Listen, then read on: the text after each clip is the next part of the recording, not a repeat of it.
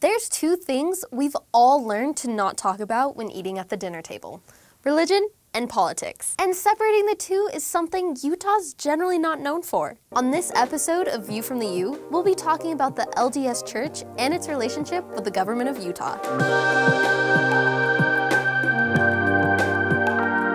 Because our last episode was about Utah's liquor laws, we thought it would be appropriate to discuss the separation of church and state. And whether you're religious or not, we can all agree that this topic really isn't as simple as it seems. To find out why, let's start from the beginning. It took almost 50 years for Utah to become a state. And during that time, the church generally dominated Utah's political, economic, and social spheres. Why? Probably because at the time, around 90% of the population was Mormon.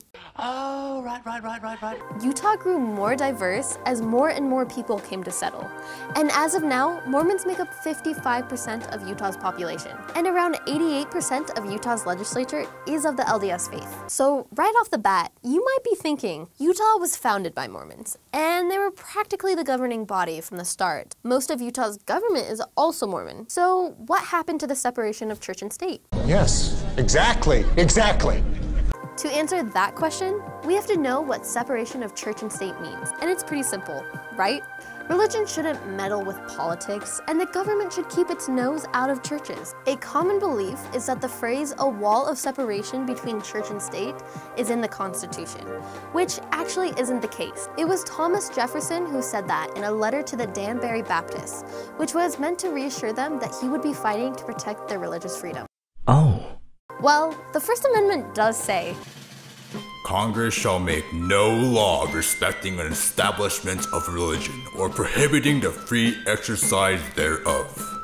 But in the same letter to the Danbury Baptists, he explains that this only means the government can't play favorites with religion, and people are free to worship how they want. The Constitution doesn't really prohibit religion in political debate and policy, but rather makes sure that religion doesn't rule government, and vice versa. The Utah Constitution goes even further to say that no church can interfere with state functions.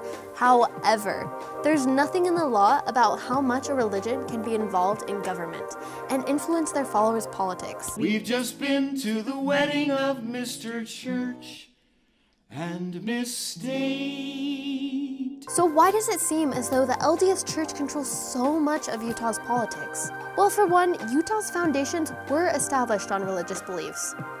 And I mean, the state was founded by Mormons. Yeah.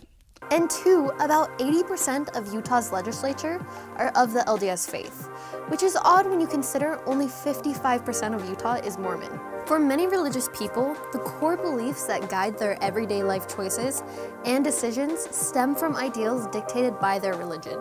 It is always going to be hard to make decisions, especially bureaucratic ones, that remain unbiased when your second nature is your faith. We can't blame our politicians for allowing their faith to enter the picture when making decisions on public policy. And it's only by acknowledging our differences that we can actually come together. Thank you so much for watching this episode of View from the U. We'll catch you next week, but until then, I'm Lexi Hogan.